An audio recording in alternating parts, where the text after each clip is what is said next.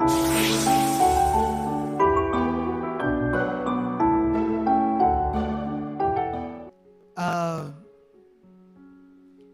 आपको बताना चाहता हूं, बहुत ही हीलिंग मीटिंग से भी ज्यादा पावरफुल आज और संडे की मीटिंग है। हीलिंग मीटिंग से भी ज्यादा। सुनो, वो क्यों? क्योंकि वो विषय था प्रार्थना का। क्योंकि बहुत सारे लोग जो है वो प्रार्थना के विषय को बहुत अच्छे से नहीं जानते। करते हैं थोड़ा बहुत कुछ लोग, और कुछ लोग कभी दिल में आया तो करते हैं, और कुछ लोग करते भी हैं। लेकिन कुल मिलाकर कुछ लोग करते हैं प्रार्थना, और कुछ लोग कभी कभी करते हैं, और कुछ लोग दिल आया तो कर लिया। कई टाइप के लोग हैं। लेकिन प्रार्थना क्या है, क्या ये विषय है, इसे आज हमने बहुत अच्छे से समझना है। क्योंकि परमेश्वर ने ये मुझे बताया। मेरा विश्वास है जितने लोगों को ये बात आज समझ आ गई, उनकी होगी जबरदस्त हीलिंग, उनके होंगे जबरदस्त जीवन ब्लेस होंगे। तो मैं चाहता हूं कि आप लोग आंखें बंद करो और परमेश्वर से मांगो कि परमेश्वर ये प्रार्थना का जो विषय है, क्योंकि ये आज आप बड़ा स्पेशल सीखने वाले हो इसके ऊपर, तो परमेश्वर से बुद्धि मांगो, समझ मांगो कि परमेश्वर इस विषय को मुझे समझ आनी चाहिए, मुझे बुद्धि दो। अच्छे से मांगो।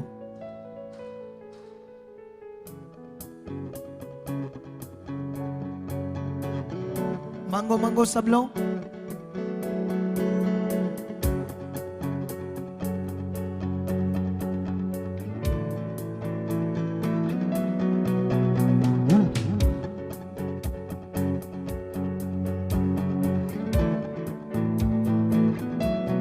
सब लोग मांगो। अरे कम से कम आप ऐसे हाथ ऊपर करो, कुछ मांगो परमेश्वर से। सब लोग के जवाब निम, क्योंकि ये बहुत बड़ी बात है जो आप सीखने वाले आज। ये बहुत बड़ा वचन है आप लोगों के लिए जो आप सीखने वाले हो। बहुत बड़ा वचन।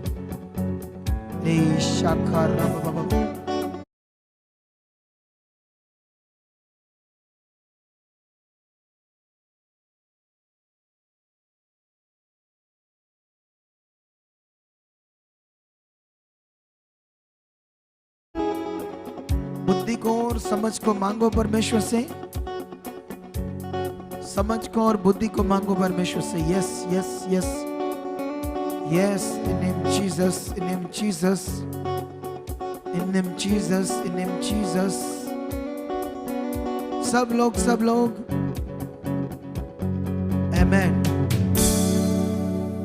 Amen hallelujah. तो अभी आप लोग एक बड़े विषय को समझने वाले, एक बहुत बड़े विषय को। यहां बड़ी अच्छी आवाज आ रही मुझे, इसका मतलब इनका कोई प्रॉब्लम है, क्योंकि यहां मैं अच्छे से सुन रहा हूं। सुनो, देखो तो अभी लोग आप थंबनेल देखो स्क्रीन से। आज का थंबनेल क्या लिखा है इसके ऊपर?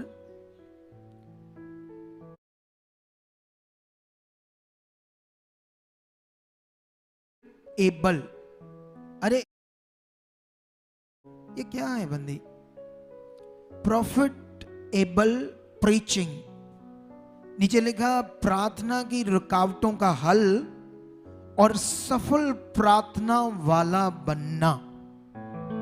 सक्सेसफुल प्रार्थना वाला बलीवर बनना। आमेन। कितना बड़ा टॉपिक है आज हमारे लिए। ये मेरे लिए बहुत बड़ा, मेरे लिए जो मैं परमेश्वर का बच्चा हूं, परमेश्वर की इच्छा में चलता हूं, और मैंने अपना जीवन खुदा को दिया है, मैंने अपने जीवन में कोई अभिलाषा नहीं रखी, मुझे कुछ नहीं चाहिए, बस परमेश्वर चाहिए, उसकी इच्छा चाहिए बस। और मैं जानता हूं जो ये मन बनाएगा उसको कोई घटी नहीं रहेगी दुनिया में, कोई भी घटी नहीं रहेगी उससे। YouTube में देखना, ये इसकी आवाज तो नहीं चेंज हो रही पंखे से, अंदर देखना जरा, मुझे बताना, क्योंकि मैं पंखे के आगे हूं, किसी कारण से इधर आया हूं। तो अभी आप लोग, मुझे कोई घटी नहीं रह सकती उस इंसान को, उस परमेश्वर की बेटी को, बेटे को, है ना, बेटियों और बेटाओं को, ठीक है। तो आई होप हम इस टॉपिक को शुरू करेंगे अभी राइट नाउ। तो आप लोग अपने पेन, कॉपी, बाइबल्स उठाओ जिनके पास है। कितने लोग अब बाइबल की आदत डाल रहे हैं? सीखने वाला मन, समझने वाला मन, हालेलुया, ठीक है ना, ओके। तो एक काम करो, ये मेरा डाइस यहाँ ले आओ, आज दो जने यही बात करेंगे आज, इसे उठाकर यहाँ ले आओ। हाँ बस ये थोड़ा सा और, थोड़ा सा और, बस इतना बहुत भाई, ज्यादा नहीं पीछे, फिर ये हवा उसको उड़ाएगी।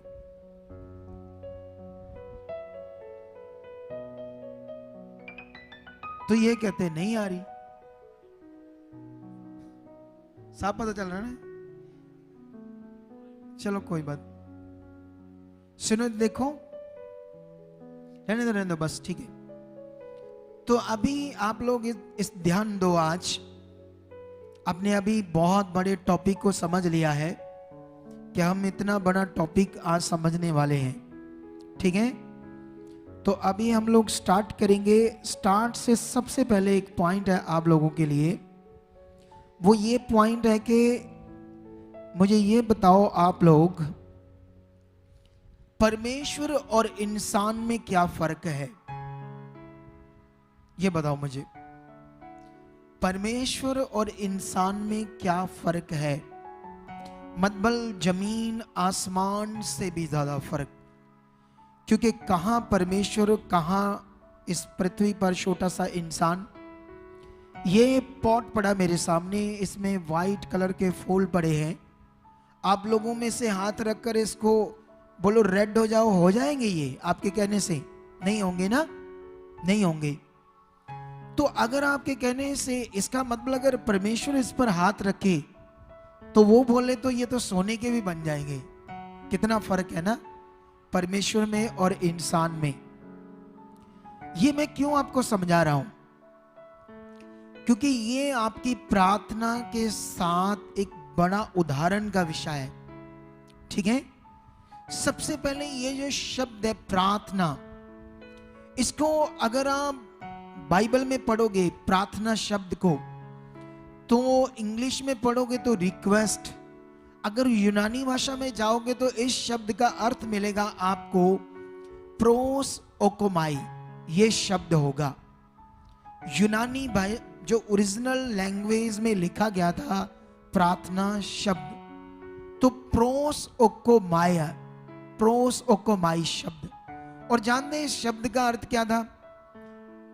दिल की चाहत, दिल की चाहत, ये अर्थ है प्रोस ओकोमाई शब्द का। लेकिन जब हम इंग्लिश में इस शब्द को देखते हैं तो इस शब्द का अर्थ बनता है रिक्वेस्ट। मतलब रिक्वेस्ट मतलब समझते हो ना, रिक्वेस्ट करना, प्रार्थना शब्द का मतलब।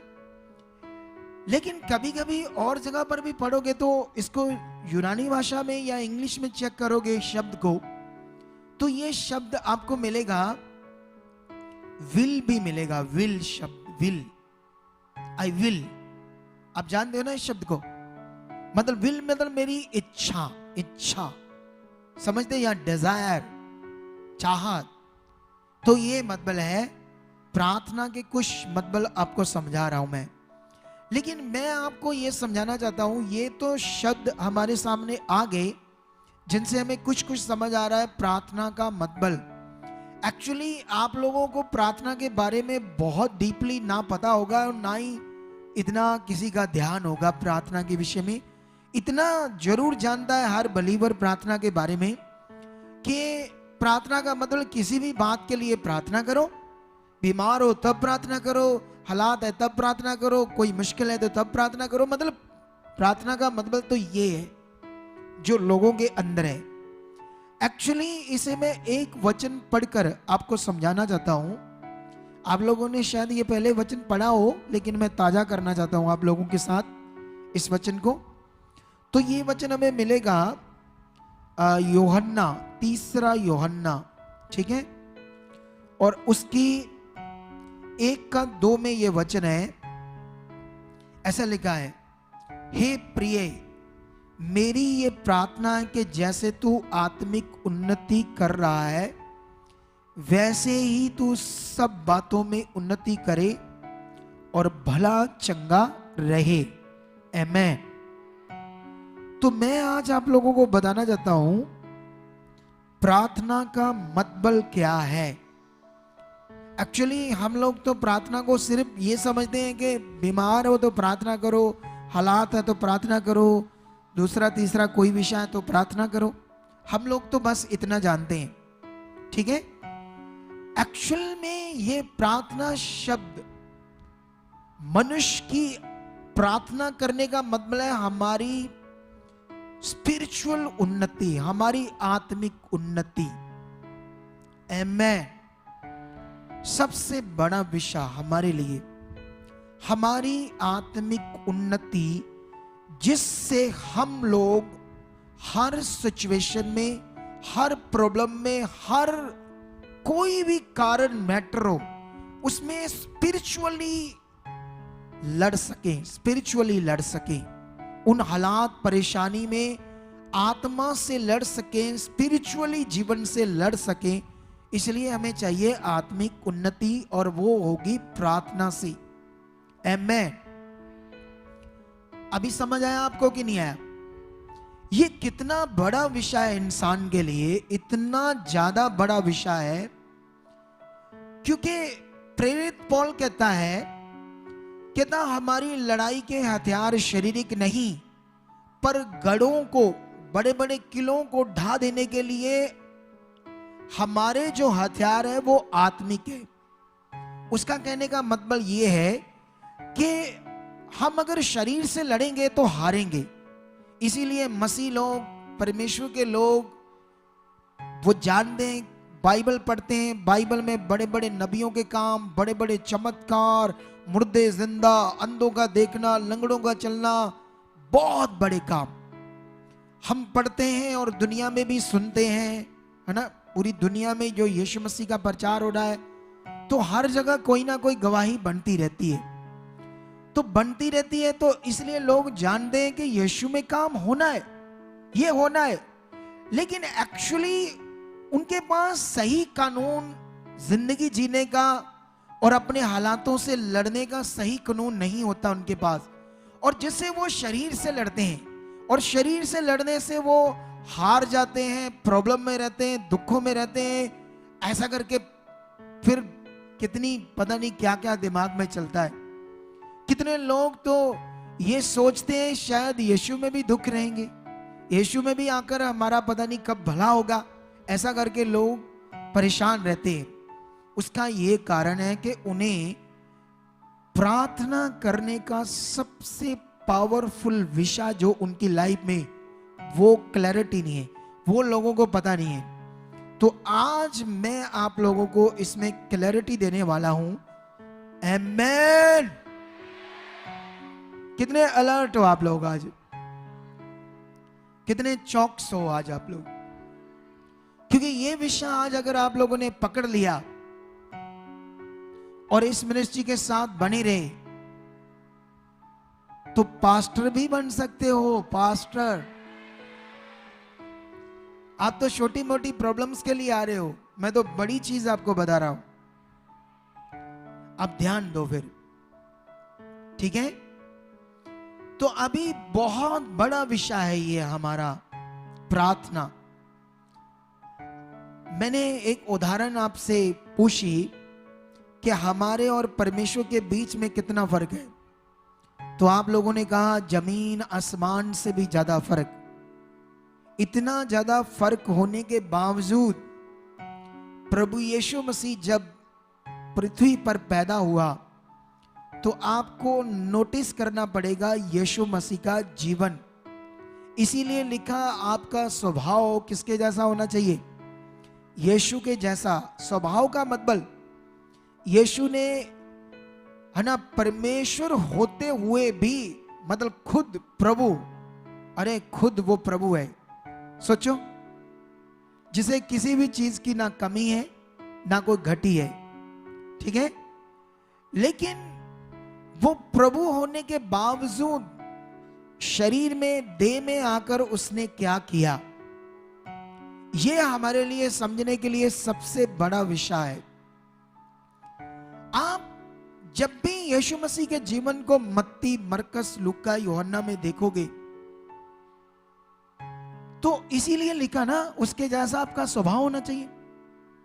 स्वभाव मतलब वो कैसे चला, वो क्या कर रहा था, उसने क्या किया, उसका जीवन प्रभु होने के बावजूद वो एक बलीवर था। आप जानते हो यीशु देह में, इस देह में आकर एक बलीवर का करैक्टर भी था। आमेन। क्या था वो?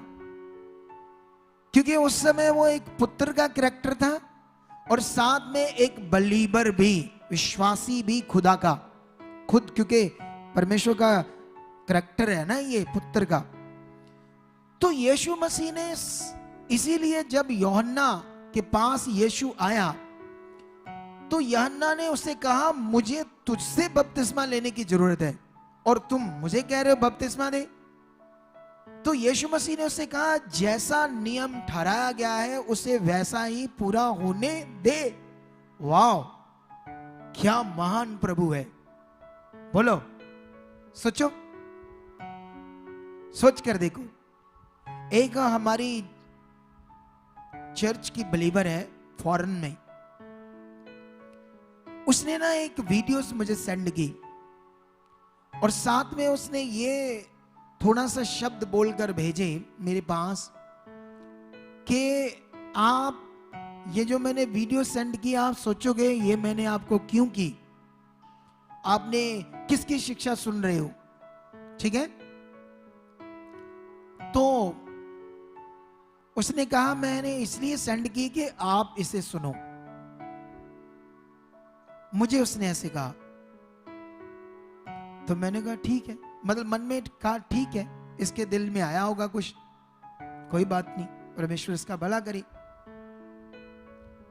अगर मेरे अंदर घमंड होता तो मैं उसे बोलता तू मुझे सिखाएगी अब मुझे क्या सुनना है, क्योंकि वैसे तो मैं कभी सुनता नहीं किसी को। बोलो, मैं सिर्फ परमेश्वर को सुनता हूं। किसे सुनता हूं मैं? मुझे सिर्फ परमेश्वर को सुनने की आदत है। ठीक है, सब भाई बहन हमारे पूरी दुनिया में खुदा के दास खुदा का काम कर रहे, बहुत अच्छा कर रहे हैं, वो कर रहे हैं, परमेश्वर उनके साथ है। लेकिन क्योंकि मैं जानता हूं, जैसे कोई बीमार है, अगर वो ज्यादा बीमार है तो 10 डॉक्टरों के पास जाएगा अपनी बीमारी के लिए, तो 10 डॉक्टर उसे क्या क्या बताएंगे, इतना उसका दिमाग खराब कर देंगे, उसको इतना कंफ्यूज कर देंगे 10 डॉक्टर उसकी बीमारी के विषय में, वो इतना परेशान हो जाएगा कि उसका शायद इलाज ही ना हो। इसीलिए जब आप एक सही अगुआ आपको चाहिए, एक सही प्लेस चाहिए, एक सही चर्च चाहिए, अगर आपको कोई सही अगुआ मिल गया तो उससे सुनो, वो बहुत है। अगर आप बहुत ज्यादा सुनोगे तो कंफ्यूज हो जाओगे, कंफ्यूज, ये बात याद रख लो, ठीक है।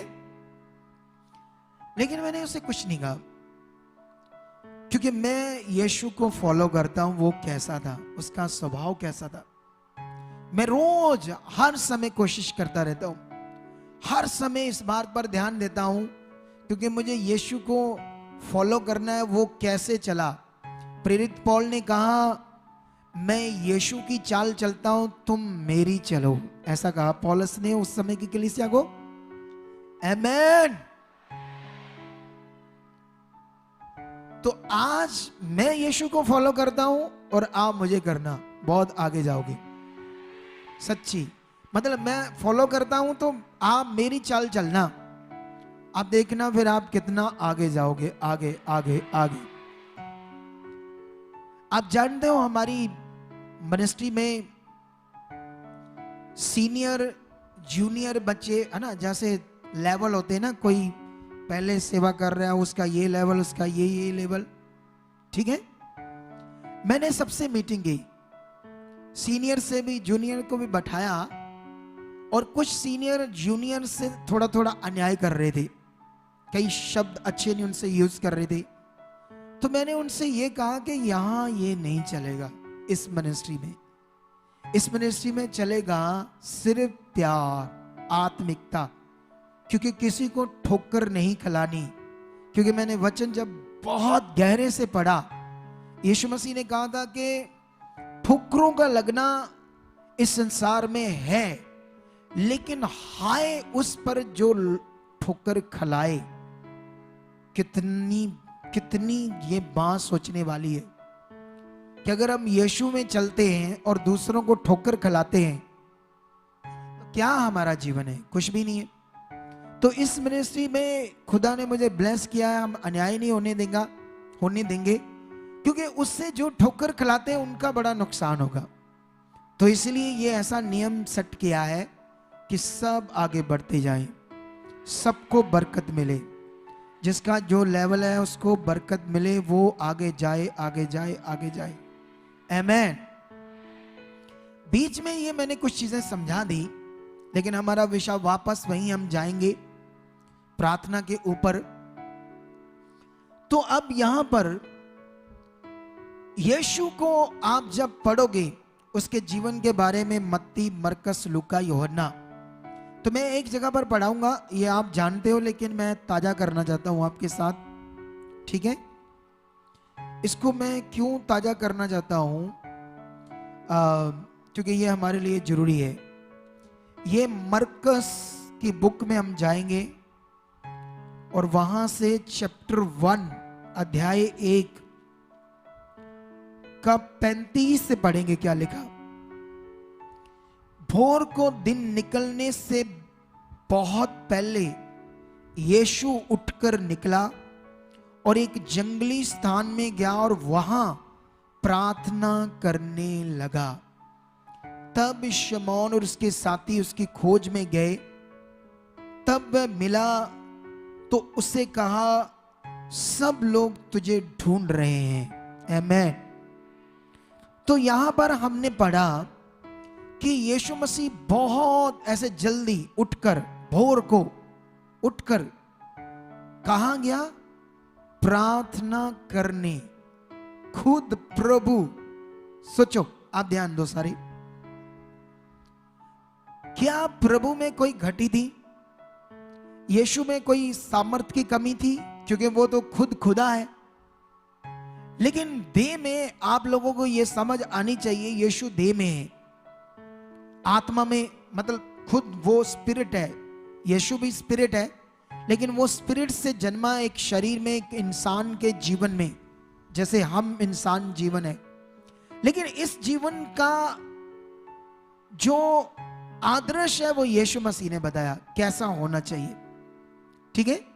तो सबसे पहले यीशु मसीह प्रार्थना को, जब आप बाइबल में पढ़ोगे तो आपको ये बहुत जगह मिलेगा कि यीशु ने ये चमत्कार किया, इतने दिन वहां काम किया, इतने दिन किया, और चेलों से अलग जाकर जंगल में या पहाड़ पर जाकर प्रार्थना की, पूरी रात की, ऐसा करके आपको कई जगह पर यह शब्द मिलेगा, प्रार्थना शब्द, जो यीशु मसीह ने किया।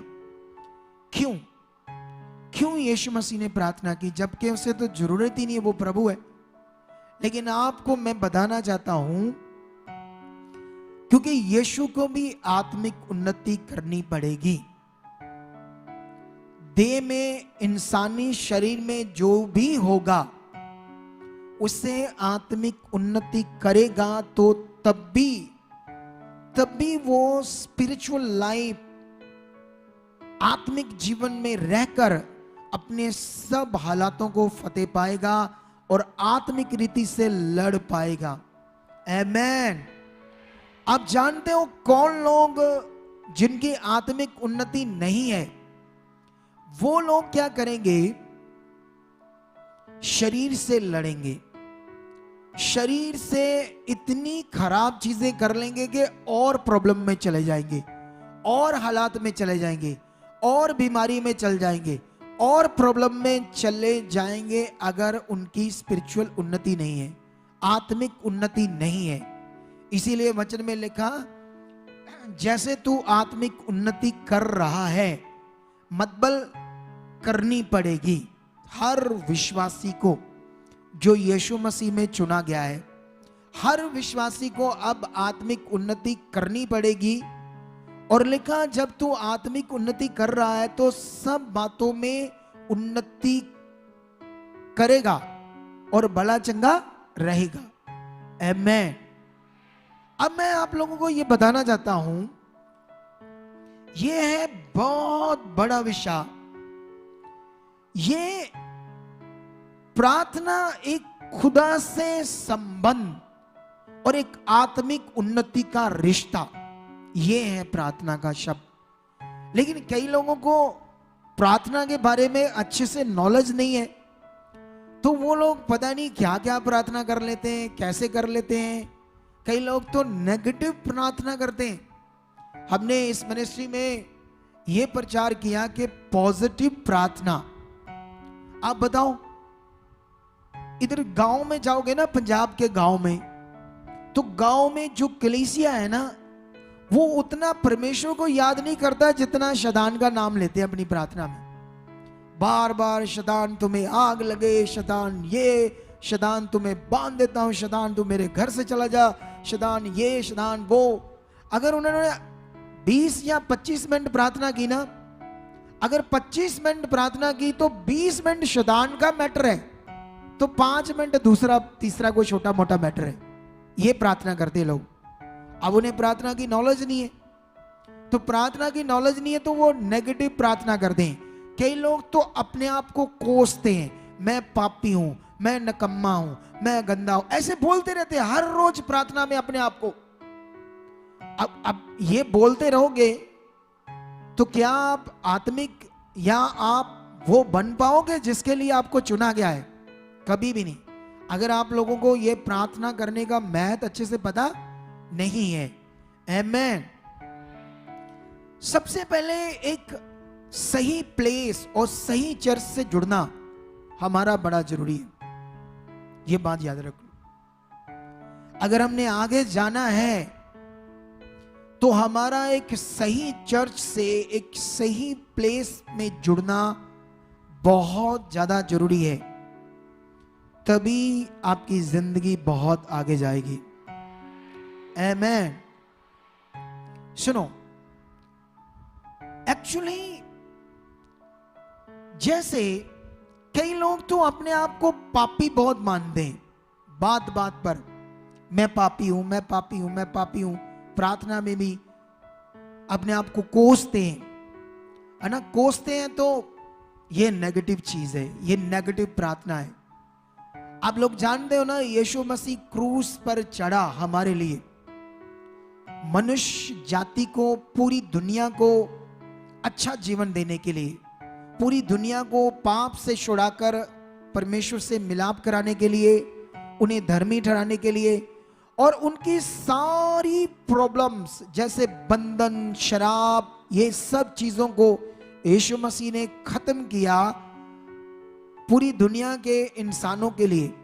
लेकिन जो विश्वास कर लेगा यीशु मसीह में और विश्वास करेगा हाँ यीशु ही प्रभु है, ये विश्वास करेगा, तो वो जो भी प्रॉब्लम, जैसे वंशों का शराब, बंधन, ऐसी चीजें, पाप, खराब जीवन, खराब स्वभाव, बीमारी, अब ये कैसे खत्म हो जाएगा? पॉजिटिव प्रे करने से। रोज रोज इस बात को अपने प्रार्थना में धन्यवाद देना पड़ेगा। धन्यवाद परमेश्वर कि परमेश्वर आपने ऐसा मेरे लिए किया है, मैं बिलीव करता हूं। आपने मेरे बंधनों को तोड़ा है, मेरे शरापों को खत्म किया है, मुझे पाप से मुक्त करके धर्मी ठहराया है, तो मैं बिलीव करता हूं मैं धर्मी हूं, मैं बिलीव करता हूं मैं धर्मी हूं, मैं बिलीव करता हूं मेरे कोई श्राप नहीं है, मैं विश्वास करता हूं बंधन टूट चुके हैं। तो आप ऐसे धन्यवाद की प्रार्थना करोगे अगर कुछ दिन, तो सब कुछ साफ देखोगे, सब कुछ साफ। बोलो। आप जानते हो एक अनॉइंटेड अगुआ, एक बहुत अभिषिक्त खुदा का दास अपनी प्रार्थना से आपके जीवन को बदल सकता है, लेकिन हमेशा के लिए नहीं। मतलब अगर आपका जीवन बदला है, उसके हाथ रखने से, उसके शब्द से, उसके वचन से आपका जीवन बदला है, तो उसको संभाल कर रखना पड़ेगा। अगर आपको अच्छी शिक्षा, सही शिक्षा और सही प्रार्थना का पता नहीं है, तो फिर आप बिगड़ जाओगे, फिर सब कुछ आगे पीछे हो जाएगा दोबारा। ये बात को पकड़ लो आप लोग। इसलिए एक अनॉइंटेड खुदा का दास, एक अभिषिक्त दास जब हाथ रखेगा तो कितने लोगों का जीवन बदलेगा, बीमारी जाएगी, सोच बदल जाएगी, वो आत्मा में आ जाएंगे। लेकिन उसको संभालना तो आपका काम है ना। अगर आप उसमें ध्यान नहीं दोगे, फिर से बिगड़ जाओगे, फिर से आगे पीछे हो जाओगे, फिर से प्रॉब्लम में चले जाओगे, फिर से हालातों और दुखों और बीमारियों में चले जाओगे, अगर आपको ये बात अच्छे से पता नहीं है तो। आमेन। तो आई होप आप लोगों को यह समझ आ रहा है कि प्रार्थना है एक सबसे पावरफुल विषय आत्मिक उन्नति और परमेश्वर के साथ, खुदा के साथ एक संबंध, एक रिश्ता, जिससे हमारी उन्नति जब होती है तो हम स्पिरिचुअली हर हालात में खड़े हो सकते हैं, लड़ सकते हैं आत्मा से, आत्मिक रीति से। तो जो आत्मिक रीति से लड़ेगा इस दुनिया में, उसे लूसीफर भी नहीं हरा सकता, क्योंकि लूसीफर विश्वासियों से नहीं लड़ता। बोलो। उसके जितनी उसकी सेना है वो लड़ती है, वो आकर दुनिया में गड़बड़ी करती है उसकी सेना। लूसीफर तो बस अपनी सेना को भेज रहा है। लेकिन मैं कहता हूं जो आत्मिक रीति से लड़ेगा, शैतान लूसीफर भी खड़ा नहीं रह सकता उसके सामने, वो भी फिर कुछ नहीं है। आमेन।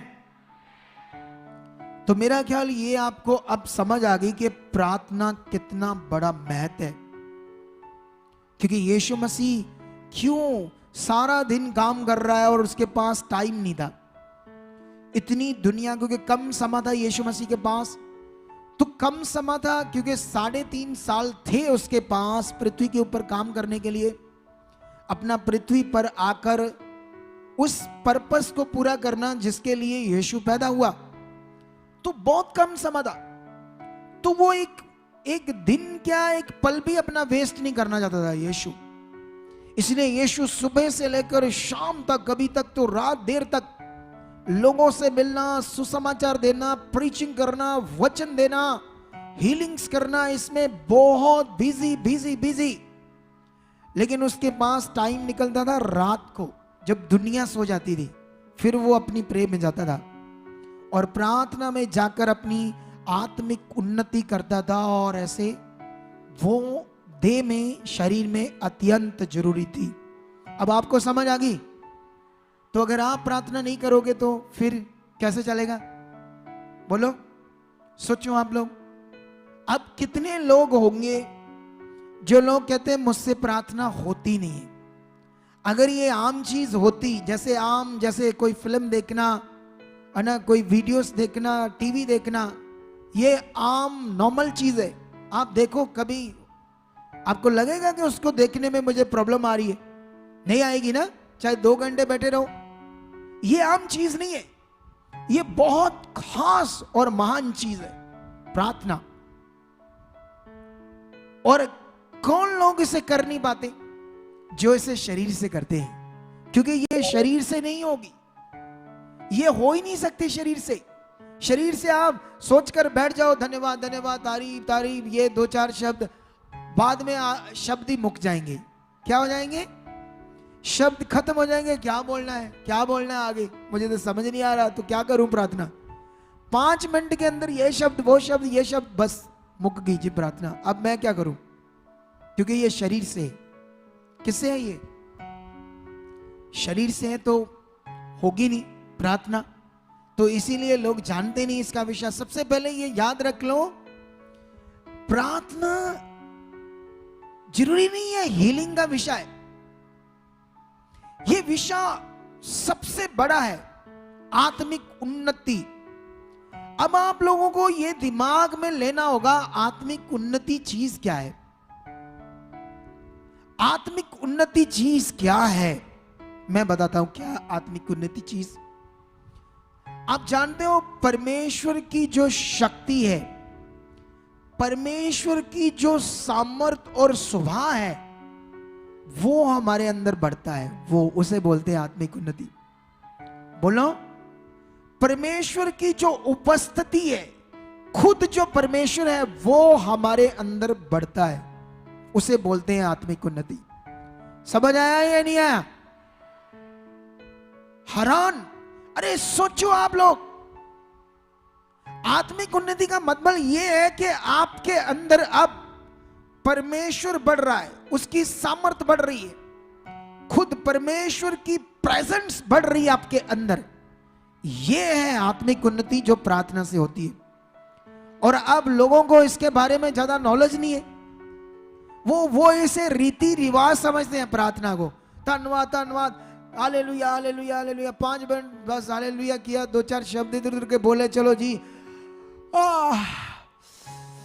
प्रार्थना होगी साडी जी। ऐसे होते हैं लोग। तो अब कैसे होगी ये प्रार्थना? आमेन। अब मैं इस विषय में आप लोगों को समझाता हूं, क्योंकि आज जो मेरा विषय था, देखो, जब आप नबियों को देखोगे, पुराने नियम में बड़े बड़े नबियों को, बड़े बड़े भविष्यवक्ता को, एक दानियल के जीवन को देखो। दानियल का जीवन, दानियल 3 टाइम प्रार्थना में जाता था।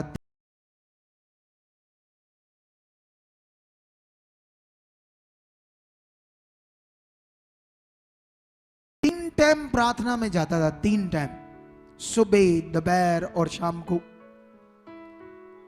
मतलब वो आत्मिक उन्नति करता था, वो परमेश्वर से अटैच होता था, अपना अपना अपना परमेश्वर से जुड़ता था और अपनी आत्मिक उन्नति करता था।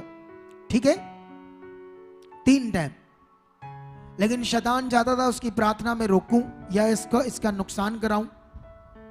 आप जानते उस समय के राजे के द्वारा कुछ मंत्रियों ने ये कहलवा कर एक कानून बनवा दिया कि इतने दिन, 21 दिन कोई भी अपने देवते, जिसको भी कोई मानता है, उसके सामने पूजा नहीं करेगा, जो भी धन्यवाद प्रार्थना करता है वो नहीं करेगा 21 दिन। अगर वो करेगा तो वो मार डाला जाएगा, उसको शेरों के आगे डाल दिया जाएगा। आप लोगों को अगर कोई ऐसे रिवॉल्वर रखकर कहेगा एक शब्द भी बोला प्रार्थना, गोली मार देंगे। अभी क्या हुआ, मेरे सामने एक वीडियो आई, मे बी वो पंजाब की थी, लेकिन पंजाब का भी बॉर्डर था वो, लगभग मुझे ये अंबोर जैसे नाम ले रहे थे वहां कुछ लोग, अंबोहर। वहां पर एक पास्टर और एक उसकी वाइफ, दोनों सुसमाचार दे रहे होंगे लोगों को। तो उस गांव के लोगों ने उन्हें पकड़ लिया और पकड़कर उन पर यह इल्जाम लगा दिया कि तुम लोग हमारे लोगों का धर्म बदल रहे हो, धर्म परिवर्तन करवा रहे हो। तो वीडियो बीच बीच में काट कर बनाई गई थी। उनके साथ क्या कर रहे थे, उन्हें मारा था या कितना टॉर्चर किया था या क्या क्या किया था। वो 2 लोग थे और 100 बंदों ने घेरा था, और बंदे भी बड़े गंदी बातें करने वाले, अजीब खूंखार से थे। वो डर गए, जानते डर गए, तो उन्होंने कहा तुम्हारी तो वो हाल कर देंगे जो तुमने सोचा नहीं होगा। आज तुम्हें हमारे देवता के आगे माथा टेकना पड़ेगा, और ये टकवाएंगे और तुम्हें फिर छोड़ेंगे नहीं। तो अब वो इतना डर गया पास्टर और उसकी पत्नी। वीडियो में वो उनकी फोटो, एक भगवान था उनका, कोई देवता था, उसकी फोटो थी। उसके सामने वो पास्टर ने माथा टेका, इसकी वजह से क्योंकि वो मारते या मार देते डरते हुए।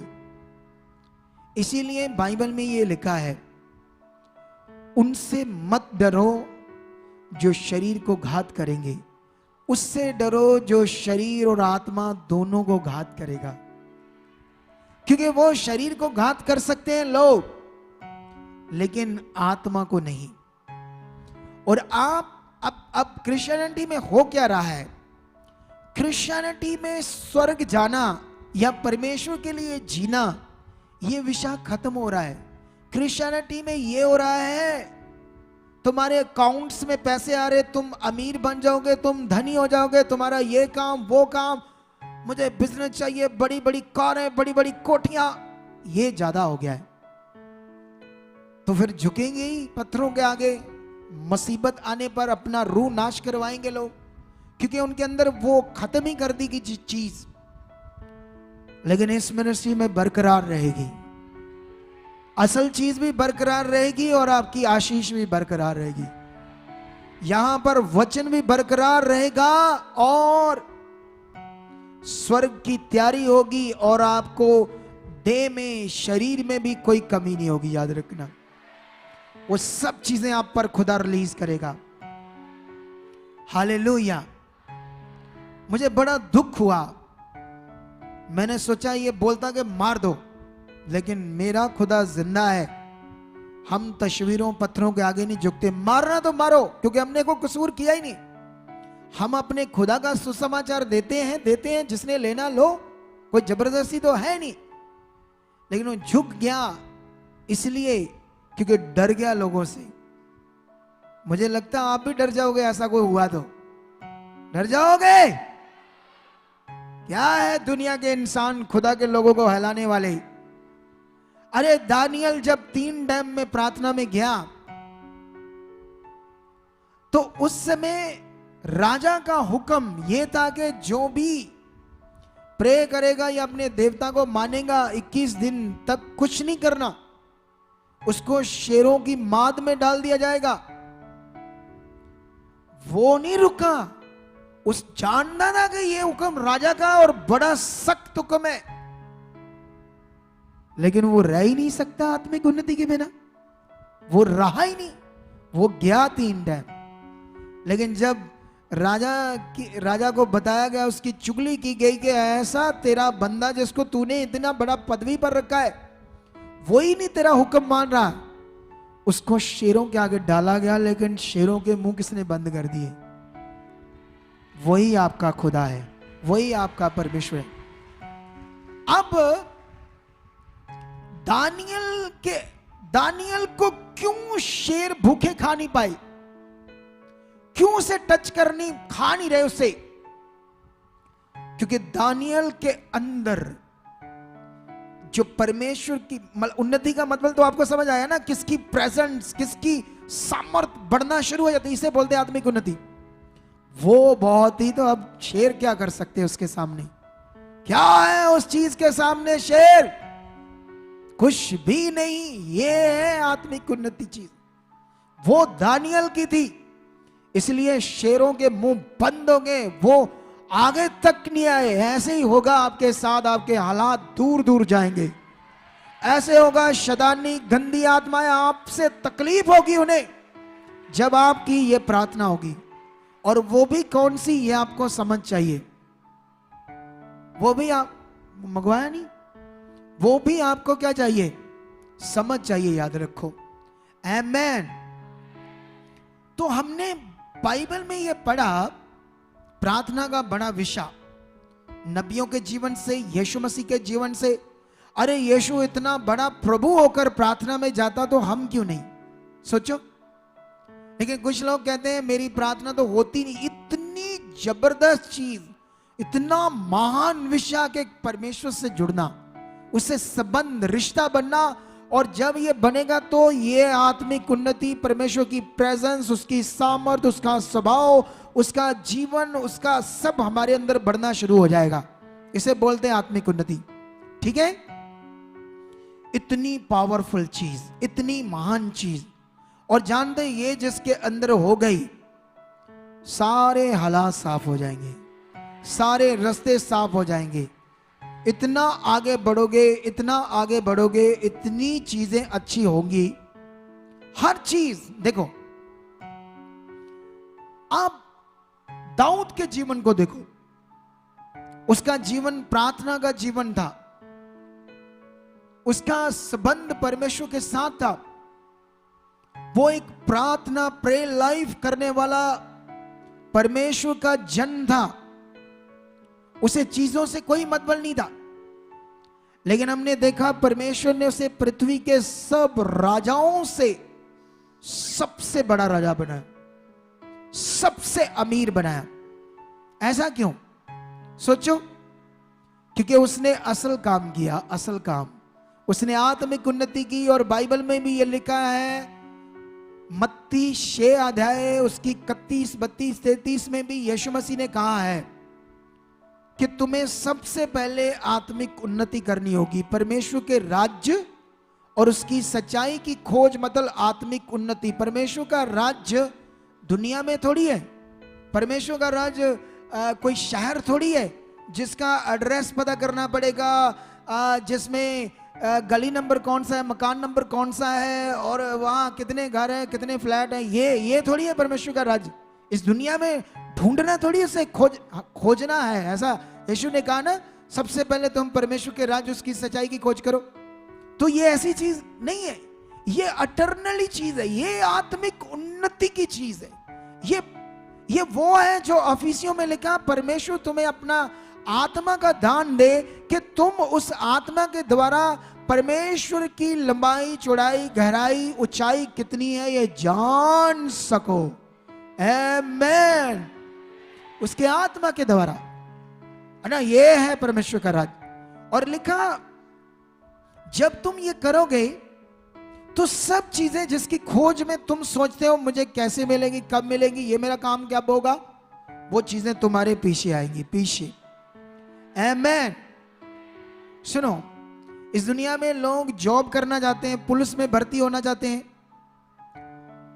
है ना, कोई भी सरकारी जॉब, कोई भी तरह तरह की जॉब है दुनिया में। तो वो लोग जानते हैं कि अगर मुझे जॉब लेनी है तो सबसे पहले मुझे ये स्टडी करनी पड़ेगी, ये एक्सरसाइज करनी पड़ेगी, ये तैयारी करनी पड़ेगी। और एक दिन जब वो भर्ती खुलेगी, जब वो जॉब खुलेगी, मुझे तैयारी के साथ वो टेस्ट पास करना होगा तो मुझे जॉब मिलेगी। वो लोग कितनी मेहनत करते हैं, कितनी तैयारी करते हैं, क्योंकि उन्हें पता है ये मेहनत, ये स्टडी करने से ये मुझे जॉब मिलेगी। आपको पता चल गया कि आत्मिक उन्नति करने से, प्रार्थना में जाने से सब चीजें आपके पीछे आएगी, सब चीजें। आमेन। क्या आएंगी आपके पीछे? तो आप लोगों को ये पॉइंट अच्छे से समझ आ गया। अब सवाल है, थंबनेल के मुताबिक ये लिखा था कि प्रार्थनाओं की रुकावटों का हल और सफल प्रार्थना करने वाला बनना, ये लिखा था थंबनेल। ये टॉपिक है आपके लिए। अब सवाल ये है कि मैंने आपको महत्व तो बता दिया प्रार्थना का, कितना पावरफुल महत्व है इस प्रार्थना का हमारे जीवन में। अब सवाल है, लोगों से होता नहीं है, लोग इसे अच्छे से कर नहीं पाते। और आज ये पॉइंट आप लोगों को पकड़ना होगा कि आपकी जो प्रार्थना की रुकावट है वो कैसे जाए और आप एक सफल प्रार्थना करने वाले बलीवर बन जाओ। आमेन। क्या आप रेडी हो इसे समझने के लिए? हालेलुया। तो ये बड़ा जरूरी है। तो इसके लिए आपको ये सबसे पहले कुछ बातों का ध्यान देना पड़ेगा जो हमारे लिए बहुत ज्यादा क्या है, जरूरी। ये जो प्रार्थना का विषय अब रुकेगा नहीं, पता नहीं संडे आने वाले, थर्सडे, फिर संडे, कितने हफ्ते चलेगा। ये इतना जबरदस्त टॉपिक है इंसान के लिए, एक बलीवर के लिए। ये अब कुछ हफ्ते चलता जाएगा, लेकिन लोगों को क्या करना पड़ेगा, इसका हर पार्ट सुनना पड़ेगा। आज पार्ट 1 हो गया है, संडे को पार्ट 2 हो गया है। कुछ लोग ऐसे अजीब लोग होते हैं, एक संगति सुनी, दूसरी नहीं सुनी, वेले हैं, काम भी कोई नहीं, बस ना सुनना ही नहीं। चलो मुझे आप बताओ, आप में से संडे कौन कौन आया था? इतने लोग आए थे संडे, नीचे हाथ करो। और जो लोग संडे नहीं आए थे हाथ खड़ा करो। इतने लोग नहीं आए थे संडे। लेकिन जिन लोगों ने संडे का वचन सुना है वो नहीं आए थे पर वचन सुना है यूट्यूब पे, वो कौन लोग हैं? 2-4 लोग।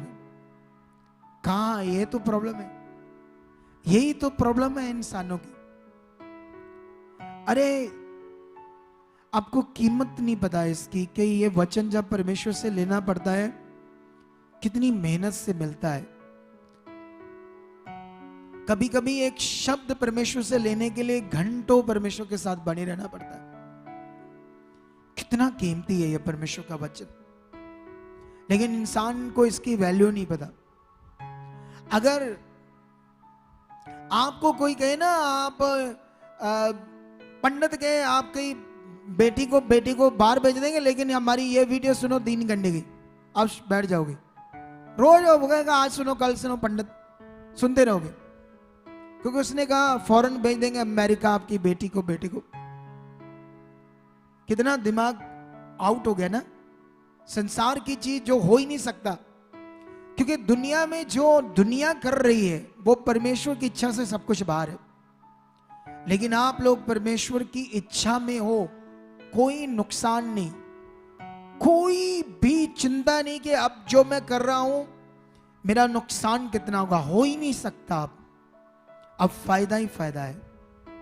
आज का वचन का, आज की प्रीचिंग का प्रॉफिटेबल मतलब लाभदायक वचन है आप लोगों के लिए। अगर इसकी वैल्यू आपके अंदर रही, अगर इसकी पकड़ आपने की, अगर आपने आज सुना फिर जाकर सुना, 2-3 बार सुना, इसके वचनों को अपने ध्यान में रखा, आमेन। मैं एवेंजलिस्ट लोगों से मीटिंग की कल की या परसों। तो मैंने उन्हें कहा कि तुम्हें ये ऐसे शब्द ये लिख कर रख लो, ऐसे तुम्हें बोलना है अपनी बुद्धि के लिए। किसके लिए? क्योंकि मैंने कुछ एवेंजलिस्टों से क्वेश्चन किया कि तुम लोगों ने क्या सीखा था पिछली एवेंजलिस्ट मीटिंग में या संडे की मीटिंग में, तो वो अच्छे से बता नहीं पा रहे थे, आगे पीछे बता रहे थे, उसका टॉपिक अच्छे से समझा नहीं पा रहे थे। तो मैंने उन्हें कहा कि तुम्हें बस एक काम करना होगा, चलते फिरते उठते बैठते बस एक ही अंगीकार करना है, परमेश्वर धन्यवाद, मुझे बुद्धि से परिपूर्ण कर चुके हो, मुझे आपके वचन साल साल तक याद रहने चाहिए, आज सुना 1 साल तक मेरे अंदर चलने चाहिए, ऐसी बुद्धि आप कर चुके, ऐसी बुद्धि आप दे चुके हो। ये छोड़ना नहीं, इस शब्द को अंगीकार करते रहना, करते रहना, करते रहना, करते रहना, हर समय इसको बोलते रहना, परमेश्वर के सामने अंगीकार करते रहना। तो आप करके देखना ऐसा। अब आपकी प्रार्थना नहीं होती, लेकिन एक चार्ट बनाओ, उस पर लिखो मुझे घंटों प्रार्थना करनी है सबसे पहले। उसके बाद ये लिखो परमेश्वर मेरे साथ है और पवित्र आत्मा का दान मेरे पास है। अब आपने क्या करना है, इतना लिखकर रख लेना है, और अब उस बस पेपर को देखना, आपको याद रहे ये क्यों लिखा है।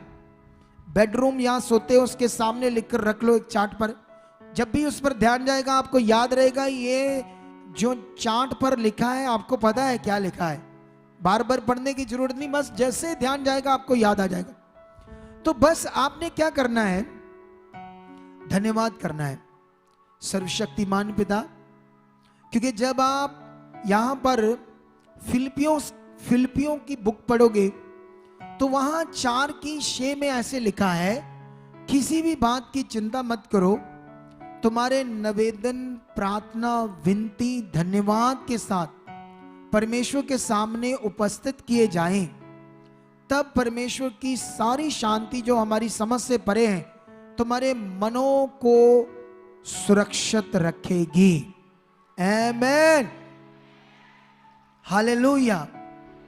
अब ध्यान दो, जो चीज आप धन्यवाद के साथ परमेश्वर के सामने रखते हो, धन्यवाद यीशु, धन्यवाद परमेश्वर। मैं प्रार्थना में बढ़ चुका हूं, मेरी प्रार्थना घंट हो चुकी है, मेरी बुद्धि तेज हो चुकी है, मुझे समझ आ चुकी है। आपने ये अंगीकार करना है। बस आपने परमेश्वर के सामने जब भी आप प्रार्थना में बैठो, बोलना मैं धर्मी हूं, मैं स्पिरिचुअल हूं, मैं परमेश्वर का चुना हुआ हूं, मैं कमजोर नहीं हूं, मेरे अंदर परमेश्वर का ताकतवर आत्मा है, मैंने यीशु में बपतिस्मा लिया, यीशु को ग्रहण करके मेरे पास आत्मा है।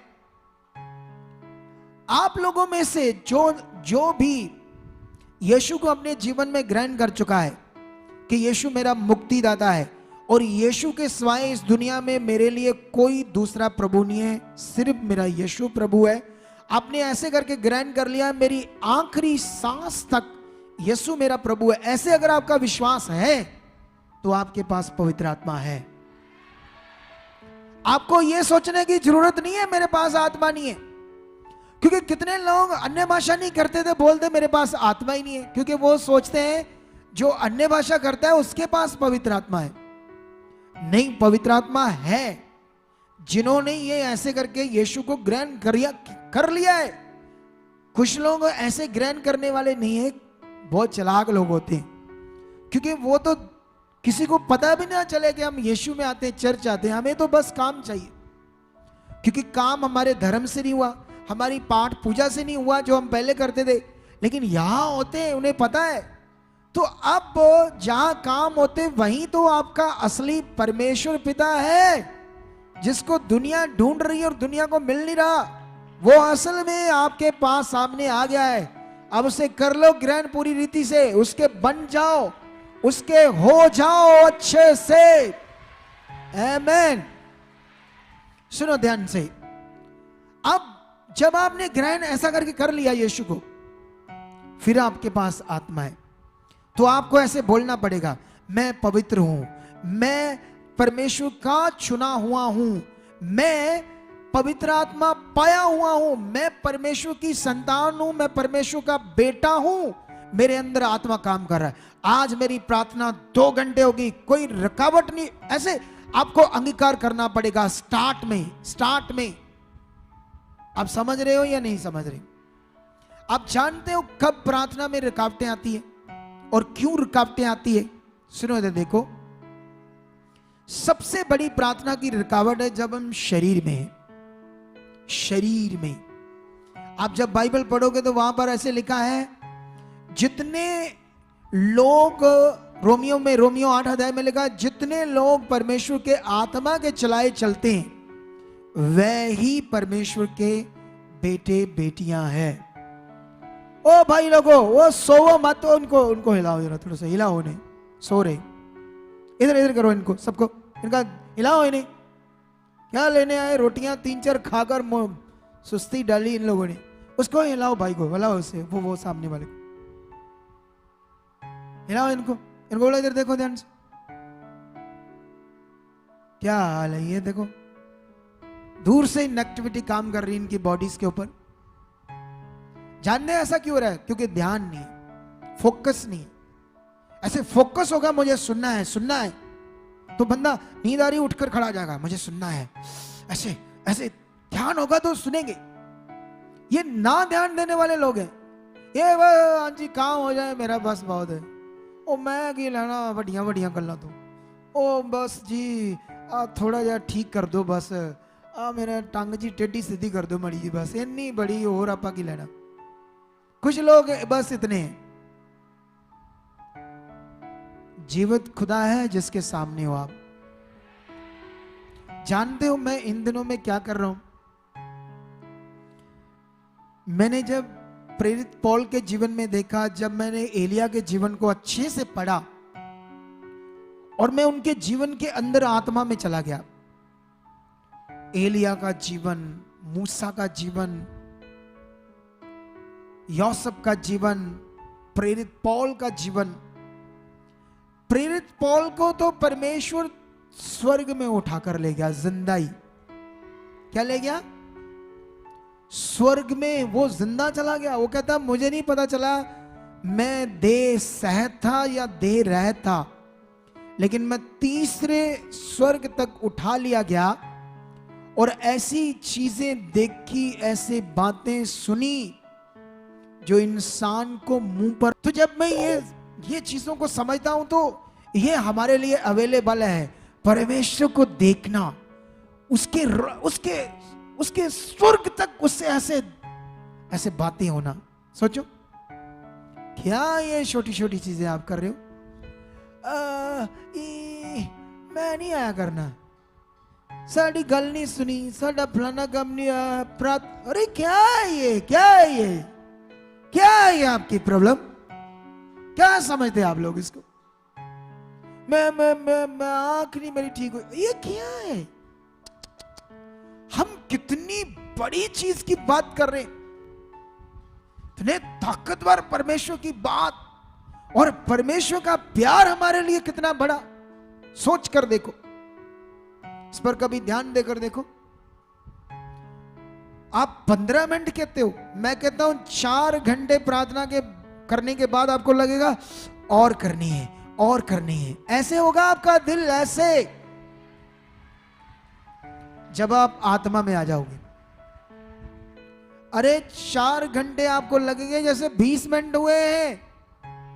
जब आत्मा से प्रार्थना होगी, आत्मा से, यहां 8 घंटे संगति सुनोगे, लगेगा है इतनी जल्दी खत्म हो गया।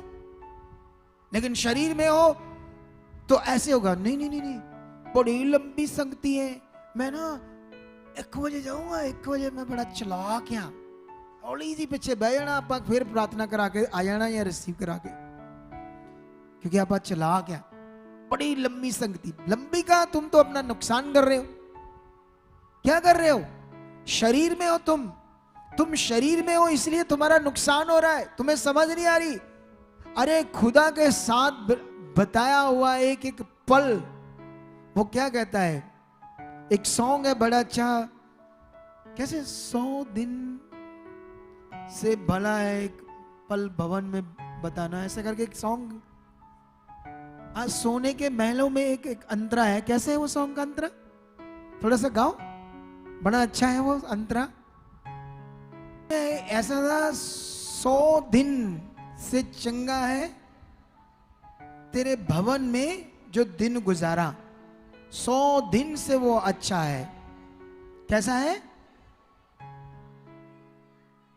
100 दिन संसार को, और एक दिन वो बहुत अच्छा है।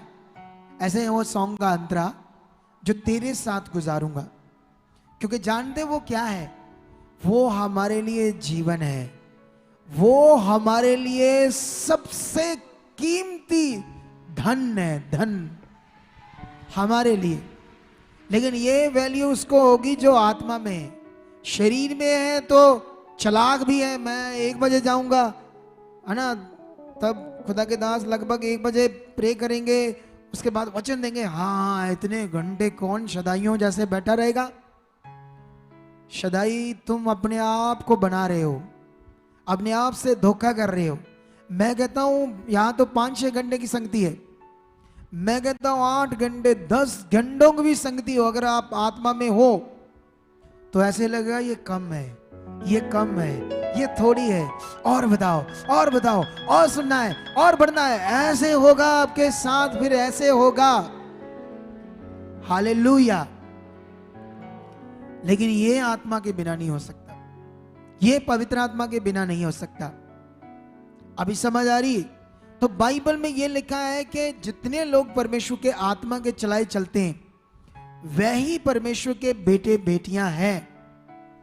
अब ये ध्यान दो कि बिना आत्मा से, बिना हॉली स्पिरिट, जो लोग अपनी प्रार्थना करेंगे वो कभी भी अच्छे से प्रार्थना नहीं कर पाएंगे, वो कभी भी ज्यादा टाइम प्रार्थना नहीं कर पाएंगे। वो 10-15 मिनट में उनकी प्रार्थना खत्म हो जाएंगी, प्रार्थना के शब्द खत्म हो जाएंगे, और हमेशा उनकी प्रार्थना में रुकावट रहेगी। हमेशा हमेशा मन नहीं करेगा प्रार्थना में, दिल नहीं करेगा, क्योंकि वो क्या करेंगे, कभी प्रार्थना कर ली, कभी ना कर ली। लेकिन आपको दानियल जैसे आदत डालनी होगी। तुम लोगों को एक ऐसे फैसला लेना होगा, बस मुझे ऐसे एक दृढ़ फैसला, ऐसे परमेश्वर के सामने मुझे प्रेम में जाना है, खुश भी हो जाए, जाना है बस, इतना समय मुझे प्रेम में रहना है, इतना टाइम में प्रेम में रहना है। आप जानते हो मेरे जो बच्चे हैं, मेरे 3 बेटे और 1 बेटी, बच्चे मेरे ठीक है, ये अच्छे हैं, शरीफ हैं, बोलो चालाक नहीं है, सच्ची चालाक नहीं है। अच्छा है परमेश्वर ने ऐसे बच्चे दिए मुझे। पूछ लेना किसी से, ये चालाक नहीं है, सीधे हैं, लेकिन ये बहुत ज्यादा प्रे नहीं करते जितनी करनी चाहिए, ठीक है। लेकिन मैंने क्या किया, मैंने सोचा इनको धक्का लगाना पड़ेगा। धक्का क्या लगाना पड़ेगा? धक्का लगाना पड़ेगा इन्हें। तो मैं क्या करता हूं, इन्हें खुद सबको, अपनी वाइफ, बच्चों को, सबको लेकर प्रार्थना में बैठता हूं खुद। कभी कभी जैसे 8 बजे बैठे या 9 बजे बैठे, तो 9 बजे बैठे तो ठीक है, धक्का लगा दिया 1 बजे तक, धक्का लगा दिया 12 बजे तक, 9 बजे से लेकर। आमीन। समझ आई या नहीं आई? अगर आपके घर में कोई प्रार्थना करने वाला अच्छा है तो सबको बैठाओ और धक्का लगाओ, क्योंकि आप समझते नहीं एक बात। एक फिल्म देखी आपने? एक फिल्म थी, उसमें अमरीश पुरी, एक बच्चा कुएं में गिर जाता है, तो एक आदमी ऐसे, बच्चा जब कुएं में गिर जाता है, एक आदमी पीछे छलांग लगा देता है, तो थोड़ा बहुत तैरना आता है, बच्चे को पकड़ लेता है, खुद भी डूब रहा होता है। इतने में लोग रस्सा फेंकते हैं, वो पकड़कर वो बाहर आ जाते हैं, बच्चा भी और वो आदमी, अमरीश पुरी। और लोग उसे कह रहे, वाह वाह तू कितना बहादुर है, वाह वाह तूने बड़ा काम किया। कहता ये छोड़ो, मुझे सबसे पहले ये बताओ, मुझे धक्का किसने दिया था? आपको समझ नहीं आया? नहीं समझ आया आपको? अच्छा आप वो हो, इसीलिए आपको समझ नहीं आया। अरे उसने खुद छलांग लगाई नहीं थी, किसी ने उसको धक्का दे दिया था। उसने ये कहा था, मुझे धक्का किसने दे दिया, तुम मेरी तारीफ कर रहे हो। लेकिन उस धक्के से किसी का जीवन बच गया।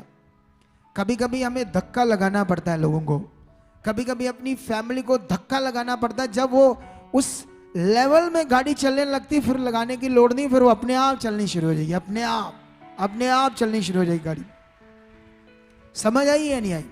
अगर आप एक अच्छी प्रार्थना कर सकते हो, घंटा, 2 घंटे, 2.5 घंटे, तो कोशिश करो उन लोगों को जो नहीं कर पाते उन्हें बैठाओ और उन्हें स्ट्रॉन्ग करो, उन्हें बढ़ाओ, ताकि उनको भी ये आदत पड़ जाए।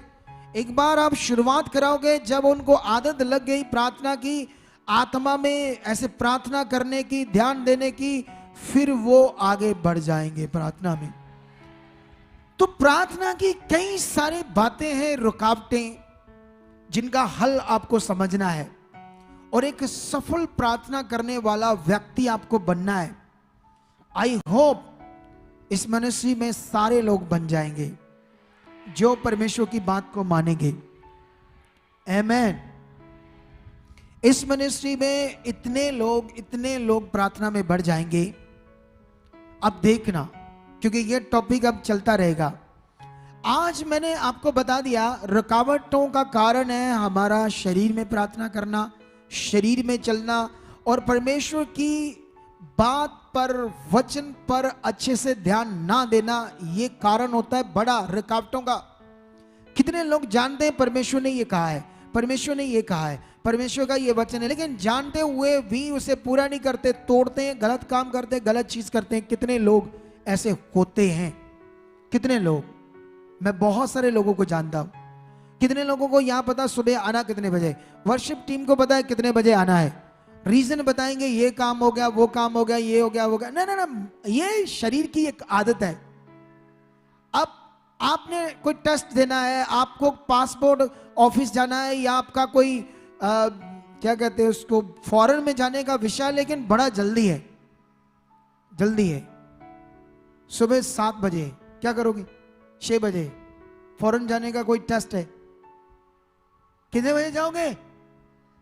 हैं? तब कैसे मैनेज हो जाएगा?